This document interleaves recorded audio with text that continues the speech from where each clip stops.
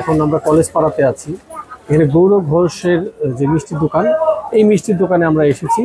এখানকার মিষ্টি আমরা খেয়ে দেখব এবং আমরা টাঙ্গাইলের যে ঐতিহ্যবাহী চমচম এরা তৈরি করে, আমরা সেটা খেয়ে দেখব এবং এটা কীভাবে তৈরি করে সেটা আমরা দেখার চেষ্টা করব। তো এখানে প্রচুর কাস্টমার, তাদের সবসময় আসলে তারা বানানোর উপরে থাকে। তো আমরা একটু জানবই এই প্রতিষ্ঠানের ইতিহাস সম্পর্কে। সব মানুষদের দেখতে পাচ্ছেন আপনারা। আমরা একটু দাদা থেকে, দাদা আপনার নাম কি? আমার নাম স্বপন কুমার ঘোষ। স্বপন কুমার ঘোষ। হ্যাঁ। আপনারা কয় পুরুষ ধরে ব্যবসা করছেন? দইয়ের ব্যবসা 3 পুরুষ।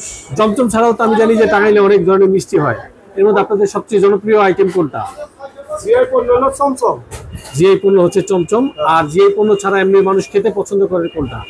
ছানার মিষ্টি টাঙ্গাইলে পছন্দ করে, সাদা মিষ্টি, রসগোল্লা, কালোজাম মিষ্টি, এই ধরনের টাঙ্গাইলে। আচ্ছা।